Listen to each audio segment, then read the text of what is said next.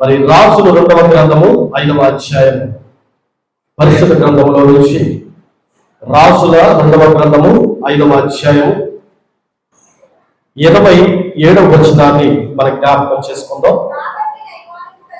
కాబట్టి నయమానుకు కలిగిన కుష్టి నీకును నీ సంతతికి సర్వకాలము అంటిండును అని చెప్పగా, వాడు మంచు వలె తెల్లనైన కుష్ఠము కలిగి ఎలీషా ఎదుటి నుండి బయటకు వెళ్ళాను. మహాపరిశుద్ధుడా, ప్రేమ కలిగిన తండ్రి, ప్రభా వాక్యమైన దేవా, నీకు స్తోత్రాలు చెల్లిస్తున్నా. ప్రభా, నీ బిడ్డలు చదివిన వాక్యాన్ని మీరు జ్ఞాపకం చేసుకోండి. మీ దాసుల్లో ఉండండి. వాక్యముగా ప్రభా, నీ దాసుల్లో నీవే నీ బిడ్డలకు కావలసిన ఆ లోతైన భావాలు నీ బిడ్డలకు తెలియపరిచి, నీ బిడ్డల శాంతి, సమాధానం, ఆనందాలతో వాక్యములో ప్రభా పరమాలు తెలుసుకొని వారు కూడా ఆ రీతిగా సరి చేసుకోవడానికి సహాయం దయచేయమని యేసుక్రీస్తు పరిశుద్ధ నామములో ప్రతిమాని వేడుకొనుచున్నాము తండ్రి. మరి చదవబడినటువంటి వాక్య భాగంలో ఎవరిని గురించి మరి మాటలు రాయబడి ఉన్నాయి, ఏ సందర్భంలో గురించి పరిశుద్ధాత్మ దేవుడు తెలియపరుస్తున్నాడో కొన్ని విషయాలు మనం జ్ఞాపకం చేసుకుందాం. నయమాను అనబడినటువంటి ఒక వ్యక్తి ఈ వాక్యంలో కనబడుతున్నాడు. అదే రీతిగా దైవశీలుడైనటువంటి ఎలీషా గారు ఈ వాక్యంలో మనకు కనబడుతున్నారు. అదే రీతిగా మరి నయమాను అనే వ్యక్తికి మరి కుష్టి రోగం కలిగినటువంటి స్థితిలో ఆ కుష్టి రోగం నుంచి స్వస్థత పొందుకోవడానికి మరి దైవ సేవకుడు ఎలీషా గారి దగ్గరికి వచ్చినప్పుడు, ఎలీషా గారు మరి యోర్దాను నదిలో 7 మార్లు మునగాలి, మునిగిన తరువాత నువ్వు స్వస్థత పొందుకుంటావని దైవ సేవకుడు తెలియపరచగా, ఆ మాటను తిరస్కరించి కొంత దూరం ప్రయాణం చేసిన తర్వాత మరలా తన పనివాడు, తన దాసుడు చెప్పిన మాటలను బట్టి తిరిగి మరలా సేవకుడి దగ్గరికి వచ్చి ప్రార్థన చేయించుకొని యోర్దాను నదిలో 7 మార్లు మునిగిన తర్వాత గొప్ప స్వస్థత ఆ వ్యక్తి పొందుకున్నాడు. ఆ పొందుకున్న తర్వాత తన గృహానికి వెళ్ళిన తర్వాత తన మనసులో, తన ఆలోచనలో వచ్చినటువంటి గొప్ప చేసుకున్నటువంటి తీర్మానం ఏంటంటే, దేవుడు నాకు స్వస్థతలు ఇచ్చాడు, మరి సేవకుల్లో ఉండి దేవుడే నాకు గొప్ప విడుదల దయచేశాడు, కాబట్టి ఆ దైవ సేవకుడికి నేను బహుమానము ఇవ్వాలనుకున్నాను. అయితే ఆ బహుమానం విషయంలో కొంత ఎండి బంగారములు, కొంత ధనములు తీసుకుని వెళ్ళి ఆ దైవ సేవకుడికి ఇవ్వడానికి ఇష్టపడుతూ ఉండగా, దైవ సేవకుడైనటువంటి ఎలీషా గారు దాన్ని ఏం చేశాడని తిరస్కరించాడని వాక్యంలో మాట్లాడుతుంది. ఇవన్నీ కూడా మనకి తెలిసిన విషయాలే. ఇవన్నీ కూడా మనందరం కూడా చాలా సార్లు విన్నటువంటి మాటలు.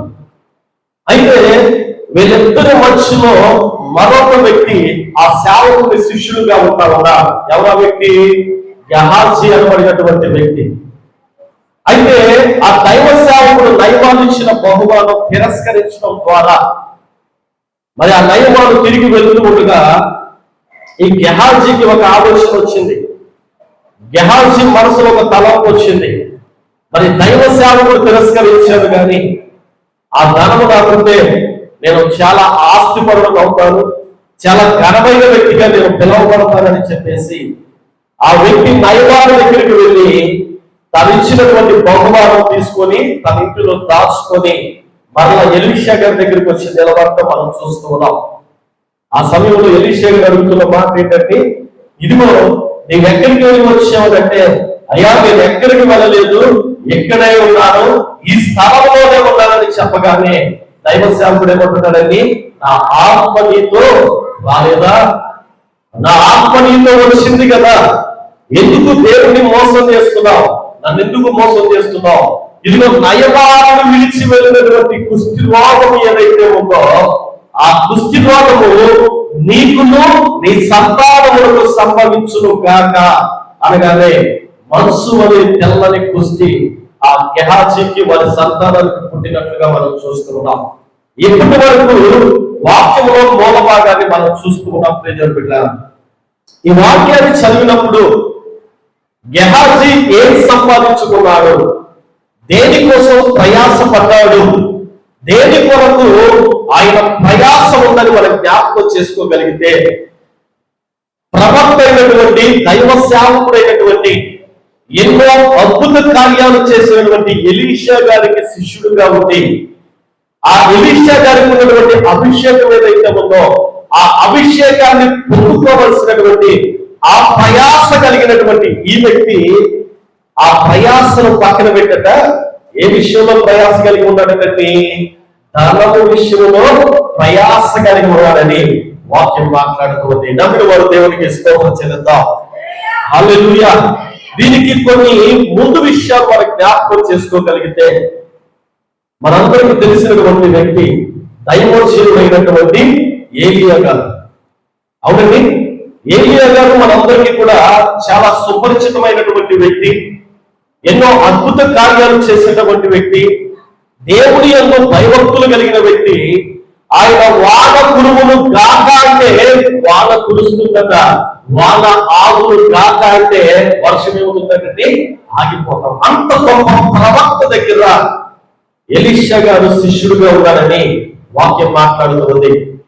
అయితే ఆయన యొక్క ప్రయాణంలో ఆ దైవ సేవకుడుగా ప్రవక్తగా ఆయన యొక్క ప్రయాణంలో ఆయన దగ్గర నుంచి ఎలీషా గారు చాలా విషయాలు నేర్చుకొని ఉన్నాడట. దైవ సేవకుడు ఎన్నో అద్భుత కార్యాలు చేశాడు.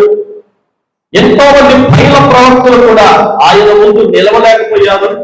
మరి అన్ని అద్భుత కార్యాలు చేసినటువంటి దైవ సేవకుడి దగ్గర నేను శిష్యునికం చేస్తున్నానంటే ఆయన దగ్గర ఉన్న అభిషేకం నాకు రెండంతలుగా కావాలి. ఆ ప్రయాస పనుల ఉందట.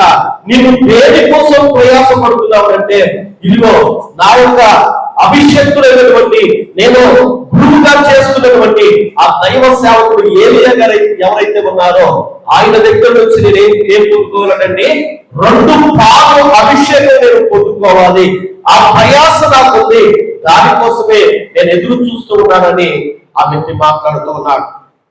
చూడగలిగితే ఏలియా గారు కొనిపోబడబోయే రోజు వచ్చిందంట. ఆ సమయంలో ఏలియా గారు ఎలీషా గారిని పిలిచి అడుగుతున్న మాట, అయ్యా ఇప్పటి వరకు నాకు పరిచర్య చేశావు, నా దగ్గర నుంచి నువ్వేం కోరుకుంటున్నావంటే, అయ్యా నీ దగ్గర ఉన్నటువంటి అభిషేకం ఏదైతే ఉందో ఆ అభిషేకం 2 పాలుగా నా మీదకు రావాలి తండ్రి అని చెప్పేసి ఆ దైవోచనుడిని అడుగుతున్నట్లుగా మనం చూస్తూ ఉన్నాం. మరి ఆయన కొనిపోబడుతున్నటువంటి సమయంలోనట ఆయన మీద ఉన్నటువంటి దుప్పటి ఏదైతే ఉందో దాన్ని విడిచిపెట్టగా ఆ దుప్పటిలో ఉన్నటువంటి అభిషేకం ఏదైతే ఉందో అది ఎవరి మీద పడిందంటే ఎలీషా గారి మీద పడింది. అసలు నిజంగా ఈ దుప్పటిలో అభిషేకం ఉందా, ఈ దుప్పటితో అద్భుత కార్యం మనం చేయొచ్చా అని ఆయనలో ఒక ఆలోచన వచ్చి యోర్దాను నది ముందుకు వెళ్ళట ఆ దుప్పటి తీసుకొని ఆ యోర్దాను నది మీద కొట్టగా ఆ యోర్దాను నది ఏమైపోయిందంటే 2 పాయలుగా చేర్చబడింది. నిజంగా చూడండి, మరి అంత గొప్ప దైవసేనుని వెంబడించినటువంటి ఎలీషా ఏం పొందుకున్నాడు అని మనం జ్ఞాపకం చేసుకోగలిగితే 2 పాలు అభిషేకం, 2 అభిషేకం ఎలీషా గారు ఏం చేశారని పొందుకున్నారు. అయ్యా ఎలీషా, ఏలియా గారి పక్కన అంత కష్టపడుతున్నావు, అంత ప్రయాసపడుతున్నావు, అంతగా ఆయనకు సేవ చేస్తున్నావు, ఎందుకయ్యా ఆ ప్రయాసనంటే, ఇదిగో నా యొక్క దైవ సేవకుడి దగ్గర నుంచి ఆయన దగ్గర ఉన్న అభిషేకం కోసం నేను ప్రయాస పడుతూ ఉన్నానని చెప్పేసి అనేక మందికి తెలియపరిచారు. మరి ఎలీషా గారి దగ్గర ఉన్నటువంటి శిష్యుడు దేనికోసం ప్రయాసపడాలండి?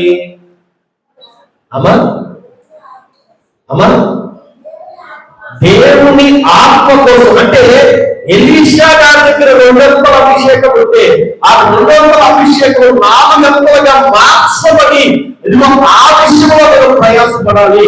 ఒకవేళ ఎలీషా గారి భూమిని విడిచి వెళ్తున్నటువంటి సమయంలో ఆయన మీద అభిషేకం రెట్టింపుగా నా మీదకి కావాలి అని చెప్పేసి ఆ విషయంలో ప్రయాసపడవలసినటువంటి గెహాజీ దేని విషయంలో ప్రయాసపడుతున్నారండి? డబ్బు విషయంలో, వెండి బంగారాల విషయంలో, భౌతిక సంబంధమైన ఆశీర్వాదాల విషయంలో ఆయన ఎంతగానో ప్రయాసపడుతున్నాడట. ఆ ప్రయాస ఏమైపోయిందంటే ప్రియమైన ఇదిగో ఒక వ్యక్తిని విడిచి వెళ్ళినటువంటి కుష్టి రోగము ఆయనకి సంభవించింది. ఆయనకు ఒక్కరికి కాదు ప్రియమైన బిడ్డలారా, ఆ కుటుంబం అంతటికి కూడా ఏం కలిగిందంటే కుష్టి కలిగిందని వాక్యం మాట్లాడుతుంది. ఈరోజు నేను అడుగుతున్న మాటలు మీరు జ్ఞాపకం చేసుకోవాలి.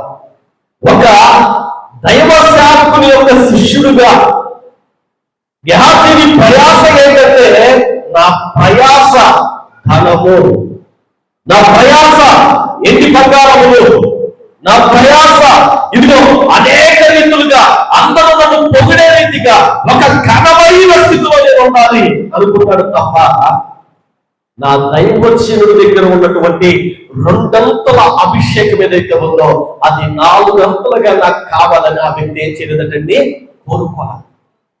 మరి ఈరోజు మనం కూడా చూడగలిగితే దేవుని సన్నిధిలో ఎంతగా ప్రయాసపడుతున్నామంటే, కన్నీరు కారుస్తూ ఉన్నాం, దుఃఖపడుతూ ఉన్నాం, ప్రార్థన చేస్తూ ఉన్నాం, భయభక్తులు కలిగి ఉంటూ ఉన్నాం. ఆ భయభక్తులన్నీ దేనికోసం అంటే ప్రియమైన బిడ్డలారా, ఇదిగో నా సేవకుడిలో ఉన్న అభిషేకము, నీకు ఇచ్చిన అభిషేకం ఏదైతే ఉందో అది నాకు 2 పాలుగా దయచేయండి ప్రభు అని అడుగుతున్నా. ఏమడుగుతున్నా మనం కూడా గెహాజీ వలె మనం ఏమడుగుతున్నామంటే వెండి బంగారాలు అడుగుతూ ఉన్నామంట. మన కుటుంబాలను పోషించబడటానికి ధనం అడుగుతూ ఉన్నామంట. మన కుటుంబాలను పోషించబడటానికి అనేక రీతులుగా భౌతిక సంబంధమైన అవసరతలు అడుగుతూ ఉన్నాం ప్రియమైన. ఈ అవసరతలు తీర్చబడితే నీకు సరిపోతుందా? డబ్బు ఉంటే సరిపోతుందా? ధనం ఉంటే సరిపోతుందా? వెండి బంగారాలు ఉంటే సరిపోతుందంటే సరిపో ప్రియమైన. దేవుడు ఎన్ని ఉన్నప్పటికీ కూడా ఒక్కసారి నిన్ను దేవుడు మొత్తాడు అంటే ఆ మొత్తిన స్థితిలో నుంచి పైకి లేపాలి అని అంటే మళ్ళీ ఎవరు లేపాలి? మనల్ని ఎవరు లేపాలండి? దేవుడే లేపాలి.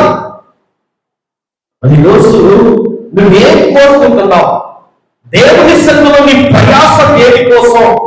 దేవుని మందిరంలో నీ ప్రయాస దేని కోసం? దేవుని మందిరంలో నీ కన్నీటి ప్రార్థన దేని కోసం? దేవుని సన్నిధిలో నీ భయభక్తులు కలిగిన జీవితం దేని కోసం అనేది ఒక్కసారి నువ్వు జ్ఞాపకం చేసుకోవాలి. ఒకవేళ గెహాజీ వలె నీవు కూడా ఉంటే ప్రియమైన బిడ్డలారా, ఈరోజు ఆ ఆలోచన నీలో నుంచి నువ్వేం చేయాలంటే తీసివేయాలి. గెహాజీ లాంటి మనస్సు నీలో ఉంటే ఆ మనస్సు నీలో నుంచి తీసివేయాలి ప్రియమైన బిడ్డలారా. ఒకవేళ తీసుకోకపోతే ఇదిగో గెహాజీ పొందుతున్న కీడు ఏదైతే ఉందో ఆ కీడు మనకు కూడా సంభవిస్తుందని వాక్యం మాట్లాడుతుంది. ఆ కీడు మనకు రాకుండా, ఆ శోభం మనకు రాకుండా, ఆ భయంకరమైన పరిస్థితులు మనకు రాకుండా ఉండాలంటే ఇదిగో నువ్వు ఆశపడాల్సింది ఏంటంటే దేవుని యొక్క అభిషేకం, దేవుని యొక్క ఆత్మ నీలో ఉండగలిగితే ఆ ఆత్మ ఉన్న ప్రతి ఒక్కరూ కూడా ఆయన రాజ్యానికి సిద్ధపడతారు. ఆయన రాజ్యానికి సిద్ధపడిన ప్రతి ఒక్కరిని కూడా భౌతిక సంబంధంగా కావలసిన ప్రతి అవసరత కూడా నా దేవుడి భూమి మీద ఏం చేయబోతా ఉన్నాడంటే తీరుస్తూ ఉన్నాడని వాక్యం మాట్లాడుతుంది. మరి నువ్వేమడుగుతున్నావు? నువ్వు భౌతిక సంబంధంగా నువ్వేనైనా అడిగితే పరలోకంలో నీకు స్థలం లేదు. ఒకవేళ పరలోకంలో స్థలాన్ని నువ్వు అడగలిగితే భౌతిక సంబంధంగా కూడా దేవుడిని ఏం చేయబోతా ఉన్నాడంటే ఆశీర్వదించబోతా ఉన్నా. నిజంగా నేను అడుగుతున్న మాటను మీరు జ్ఞాపకం చేసుకోండి. ఏలియా దగ్గర నుంచి 2 అంతల అభిషేకం పొందుకున్న ఎలీషా దగ్గర నుంచి 4 అంతల అభిషేకం పొందుకోవాల్సినటువంటి ఎన్నో అద్భుత కార్యాలు, ఎన్నో ఆశ్చర్య కార్యాలు, ఎంతో మందికి స్వస్థత, ఇదిగో ఆ వ్యక్తి ప్రార్థన చేస్తే అనేకమైన మేలులు కలగాల్సినటువంటి ఆ వ్యక్తి ఆ అభిషేకాన్ని విడిచిపెట్టాడు, ఆ ప్రార్థనను విడిచిపెట్టాడు, ఆ తలపును విడిచిపెట్టాడు. ఇదిగో ఆ వెండి బంగారాలు రాకుంటే మనుషులను ఏం చేస్తారంటే ధనవంతుడుగా, మనుషులను ఏం చేస్తారంటే ఘనమైన వ్యక్తిగా నన్ను పిలుస్తారనుకున్నారు. కానీ నిజంగా ఎలీషా గారికి ఉన్న పేరు కానీ, ఏలియా గారికి ఉన్న పేరు కానీ ఎక్కడైనా గెహాజీ ఉన్నదా? లేదు. ఎందుకు లేదు? ప్రార్థన భయభక్తులు కలిగిన వాడే. ఇదిగో తన యొక్క సేవకుడు, దైవ సేవకుడు ఎలీషా గారంటే ఇష్టం లేదంటే ఇష్టం కలిగిన వ్యక్తే. కానీ అభిషేకం కంటే కూడా, దేవుని ఆత్మ కంటే కూడా ధనమే ముఖ్యమని ఆ ధనము కోసం ఆయన ప్రయాసపడుతూ ఉన్నాడంట. దేవుని బిడ్డలను జ్ఞాపకం చేసుకోండి. దేవుని కోసం కాకుండా, దేవుని ఆత్మ కోసం కాకుండా, మన ఘనతల కోసం, మన ఘనతల కోసం మనం ఏదైనా చేస్తున్నాము అంటే ప్రియులు బిడ్డలారా, అది మనకు కీడు తప్ప ఎట్టి పరిస్థితుల్లో కూడా అది మనకు ఆశీర్వాదం కాదు. మరి గెహాజీ ఒక్కడే కుష్ఠరోగం పొందుకున్నాడా, లేదంటే కుటుంబం అంతా పొందుకుందండి? కుటుంబం అంతా పొందుకుంది. నేను చెప్తున్న మాటను మీరు జ్ఞాపకం చేసుకోండి. ఒక్కరు తప్పు చేస్తున్నారు అంటే ఆ తప్పులో పాలి భాగం అందరికీ కూడా, కుటుంబం అందరికీ కూడా ఏం చేస్తా ఉంటుందండి? ఉంటది. ఎందుకు కుటుంబం అందరికీ ఉంటుందండి ప్రియులు బిడ్డలారా? ఇదిగో సన్నిధిలో ఉన్న నీవు, దేవునిలో ఉన్న నీవు, దేవుని అభిషేకంతో నడిపించబడుతున్న నీవు, దేవుని ఆత్మతో నడిపించబడుతున్న నీవు, కుటుంబాన్ని మార్చుకోలేని జ్ఞానం నీ దగ్గర లేదంటే అంతకు మించిన జ్ఞానమే ఉంది. కానీ నాకెందుకు లేదు, అంతే కదా, నాకెందుకులే అన్న ఆలోచన మనం చేస్తే ప్రియులు బిడ్డలారా, ఆ ఆలోచన ఇదిగో నీకు కీడులోనికి తీసుకుని వెళ్తుంది, శోధనలోనికి తీసుకుని వెళ్తుంది. ఇదిగో గెహాజీ అలాంటి మనసు కలిగి ఉన్నప్పుడు తన భార్య గాని తన బిడ్డలు గాని ఎక్కడ కూడా తను తిరస్కరించిన విధానం కనపడాల. నిజంగా వెండి బంగారాలు తీసుకుని వెళ్ళి తన గృహంలో దాచిపెడుతూ ఉంటే, అయ్యా నీకు ఎక్కడిది ఇది, ఎందుకు మనకి పాడు సొమ్ము, ఎందుకు ఈ దోపుడు సొమ్ము, ఎందుకు ఇలాంటి బహుమానాలు తీసుకుంటూ ఉన్నావు అని ఎక్కడైనా గద్దింపు కలిగిన మాటలు ఉన్నాయంటే ప్రియులు బిడ్డలారా, లేవండి, లేవు ప్రియులు బిడ్డలారా. ఈరోజు మనం కూడా ధనం విషయంలో, ఆ డబ్బుల విషయంలో, వెండి బంగారాల విషయంలో మనం కూడా అదే రీతిగా బ్రతుకుతున్నాం.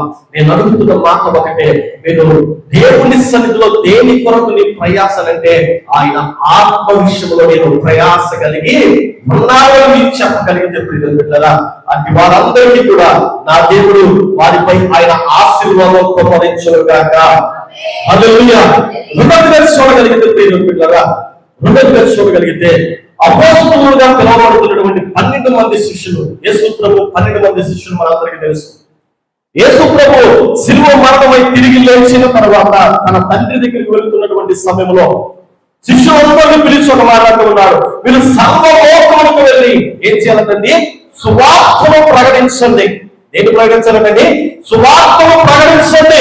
నేను మరలా వస్తానని చెప్పండి, వస్తున్నటువంటి నేను ఇదిగో దొంగలే వస్తానని చెప్పండి అని చెప్పి వారందరినీ సువార్తను ప్రకటించమని చెప్తే వారందరూ కూడా మేడ గదిలో నుండి ప్రార్థన చేస్తూ ఉంటేనట అగ్ని నాలుకల వల్ల వారి మీద ఏం కుమరించబడిందండి?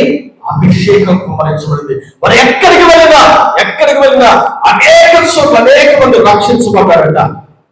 అయితే కుప్రా అనే ప్రాంతంలో పిల్లరా లేవీయులు అనబడినటువంటి యోసేపు అనే ఒక వ్యక్తి ఉన్నాడట. ఆ వ్యక్తికి అపోస్తలులు కట్టబడిన పేరేంటంటే పిల్లరా బర్నబా అని ఒక హెచ్చరిక పుత్రుడుగా అతనికి పేరు పెట్టాడు. అతను గొప్ప ధనవంతుడని వాక్యంలో రాయబడి ఉంది. ఆ ధనవంతుడు ఏం చేస్తాడంటే ఈ అపోస్తలు బోధన విన్నటువంటి ఆ వ్యక్తి తన ఆస్తిని అంతటిని కూడా అమ్మి ఆ అపోస్తలుల యొక్క ఆ సహవాసానికి, ఆ మందిరానికి, ఆ సహవాసానికి ఇవ్వాలని ఆశపడ్డాడట. అయితే ఆ వ్యక్తి అలాగే తన ఆస్తిని అంతటిని కూడా అమ్మి ఆ సహవాసంలో ఉన్నటువంటి అపోస్తలులకు ఇస్తే వారు సన్నిధిలో అందరూ కూడా సమానంగా ఉండాలి, ఏక మనస్సు కలిగి ఉండాలి, ఏక ఆత్మ కలిగి ఉండాలి, ఐక్యత కలిగి ఉండాలని చెప్పేసి ఎవరైనా తనకున్న దానిలో ఆస్తి అమ్మి ఇచ్చిన తర్వాత దానిని అంతటినీ కూడా సంఘంలో ఉన్న ప్రతి ఒక్కరికి కూడా ఏం చేస్తుండేవారటండి? పంచి ఇచ్చేవారట. అయితే ఆ పంచినిచ్చినటువంటి వ్యక్తికి వచ్చిన ఘనతను చూసి ఆ అపోస్తలుల బోధ విన్నటువంటి అననీయ సఫీరా అనబడిన వారు కూడా ఉన్నారు. వాళ్ళిద్దరూ కూడా ఒక ఆలోచన చేశారట, మనకున్న పొలమును అమ్మి మనం కూడా ఆ వచ్చినటువంటి ధనము యావత్తు కూడా ఎక్కడిద్దాం అనుకున్నారంటే అపోస్తలుల సహవాసానికి వెళ్దాం. దేవుడి దగ్గర జ్ఞాపకం చేసుకోండి. ఇలా ప్రయాసం కంటే సన్నిధిలో అందరూ ఇస్తూ ఉన్నారు, మేము కూడా ఇవ్వాలి. సన్నిధిలో అందరికీ ఘనత వస్తూ ఉంది, మాకు కూడా ఘనత రావాలనుకున్నారు, మంచిదే. కానీ జ్ఞాపకం చేసుకోగలిగితే ప్రియమిత్రులారా, ఆ ఫలాన్ని అమ్మిన తర్వాత ఆ ధనాన్ని చూడగానే వారి మనసులో ఏం పుట్టిందండి? స్వార్థం పుట్టేసిందట. అయ్యో ఎంత ధనము అపోస్తలుల సహవాసానికి ఇస్తే వారు ఏదో ఖర్చు పెట్టుకుంటారు, అందుకోసమే కొంత దాచుకొని కొంత ఏం చేద్దామని అపోస్తలుకి ఇద్దాం అని ఆలోచన చేసి వారిద్దరూ కూడా ఏక మాట, ఒకే మాట కలిగి ప్రియపెట్టారా. వారు మొట్టమొదటిగా తన భర్త అన్నయ్య వెళ్ళిపోతా ఉన్నాడట. ఎక్కడ? పేతురు మందిరంలో వాక్యాన్ని బోధిస్తూ ఉంటేనట. ఆ పేతురు దగ్గరికి వెళ్ళి నిలబడ్డాడట. అప్పుడు పేతురు గారు అడుగుతున్నమాట, ఇదిగో అన్నయ్య, నీ పొలమును ఎంతకే అమ్మావాడంటే, అవునయ్య గారు ఎంతకే అమ్మాను. వెంటనే ఆ మాట మాట్లాడుతుండగానే ఆ వ్యక్తి కింద పడిపోయి ఏమైపోయాడండి? చనిపోయాడు. పిల్లలు జ్ఞాపకం చేసుకోవాలి. అక్కడున్న యవనస్తులు ఆ వ్యక్తిని తీసుకుని వెళ్ళి మట్టిలో పూడ్చి వచ్చి వారు కాళ్ళు కడుగుకునే సమయంలో మరలా అన్నయ్య భార్య ఎక్కడికి వచ్చిందండి? దేవుని సన్నిధిలో ఇంచుమించుగా 3 గంటల సమయంలో తన భార్య సన్నిధిలోకి వచ్చిందట. వచ్చి ఏం చేస్తా ఉందంటే, అయ్యా దైవశంలో నా భర్త ఎక్కడనంటే, మరలా దైవశంలో అడుగుతా ఉన్నాడు, నిజంగా మీరు ఎంతకే పొలం నమ్మారనంటే, ఎంతకే అమ్మ అయ్యారు, ఎందుకమ్మా పరిశుద్ధాత్మని మీరు మోసం చేస్తా ఉన్నారు? మీరు మనుషులుగా మోసం చేసేది, మీరు మోసం చేసేది, మీరు దేనికోసం ప్రయాసపడుతున్నారంటే పేరు కోసం ప్రయాసపడ్డారు, ఘనత కోసం ప్రయాసపడ్డారు. కానీ ఇదిగో వచ్చిన దాన్ని సగము దాచుకొని దేవునితో ఏం చేయబోతా ఉన్నారంటే మోసం చేయబోతా ఉన్నారు. ఇంకా అలాంటి వారికి ఈ మందిరంలో స్థలము లేదు అని చెప్పగానే ఆ స్త్రీ కూడా అక్కడికక్కడే పడిపోయి ఏమైపోయిందండి? చనిపోయింది. ఇప్పుడు వీళ్ళిద్దరూ ప్రయాస దేనికోసం అంటారు అమ్మా? దేనికోసం? ధనం కోసమేనా? గెహాజీ ప్రయాస దేనికోసం? ధనం కోసమేనా? ఇప్పుడు ఈ ధనము కోసం ప్రయాసపడి సంఘంలో ఉన్న సహవాసాన్ని పోగొట్టుకున్నారు. దేవుడి దగ్గర నుంచి వచ్చే 4 అభిషేకాన్ని కూడా దైవజనుడు ఏం చేశాడండి? పోగొట్టుకున్నాడు. అంటే దాని ద్వారా వచ్చినటువంటి దీవుని ఏదైనా ఉందా, లేదా కీడు వచ్చిందా అమ్మా? కీడు వచ్చిందండి. అంటే మీరు అర్థం చేసుకోవాలి, దేవుని సన్నిధిలో దేనికోసం మనం ప్రయాసపడుతూ ఉన్నాం? దైవ సేవకుని గృహంలో దేనికోసం మనం ప్రయాసపడుతూ ఉన్నాం? ఏదో వస్తుంది, ఏదో పొందుకుంటాం, ఏదో మనకి రాబోతుంది అని కాదు. ఇదిగో నా సేవకులలో ఉన్న అభిషేకం ఏదైతే ఉందో, ఆ ఆత్మ ఏదైతే ఉందో, ఆ ఆత్మను 2 పాలుగా నేను పొందుకోవాలి. నేను ప్రార్థన చేసే కార్యాలు జరగాలి. ఇది మనం కోరుకోవాల్సింది. అని రోజు ఏంటంటే ప్రియమిత్రులారా, స్వార్థపూరితమైన ఆలోచనలు, స్వార్థపూరితమైన తలంపులు, స్వార్థపూరితమైన మనస్సులతో మనం కష్టపడుతున్నాం, ప్రయాసపడుతున్నాం. కానీ ఆ స్వార్థం మనల్ని ఏం చేస్తుందంటే కీడులోనికి మనల్ని ఏం చేస్తుందంటే నడిపిస్తూ ఉందట. చూడగలిగితే మరొక వ్యక్తిని కూడా నేను పరిచయం చేస్తా ఉన్నాను ప్రియమిత్రులారా. యేసు ప్రభుతో నడిచిన వ్యక్తి, యేసు ప్రభుతో సహవాసం చేసిన వ్యక్తి, యేసు ప్రభు శిష్యునిగా పిలువబడినటువంటి వ్యక్తి, దేనికోసం యేసుని అమ్మివేశారు అంటే అమ్మా 30 వెండి నాణేల కోసం యేసయ్యని ఏం చేశారటండి? అమ్మివేశారు. ఏం పొందుకున్నాడు? ఏమైనా పొందుకున్నాడా? ఏమీ లేదు. చివరికి తనంతట తానే ఉరి వేసుకుని ఏం చేశారటండి? చనిపోయాడు. వీళ్ళందరూ ప్రయాసపడ్డారు. ఘనత కోసం ఒకరు ప్రయాసపడ్డారు, అదే రీతిగా ధనము కోసం మరొకరు ప్రయాసపడ్డారు. మరొకరు చూస్తే యేసు ప్రభువును అమ్మివేసి వెండి నాణాల కోసం ప్రయాసపడ్డవాడు ఉన్నాడు. కానీ ఈరోజు నిన్ను దేవుడు అడుగుతూ ఉన్నాడు, నువ్వు దేనికోసం ప్రయాసపడుతూ ఉన్నావు? దేవుని మందిరంలో నీ ప్రయాసం దేని కొరకు? అభిషేకం కోసమా? ఆత్మ కోసమా? లేదు అంటే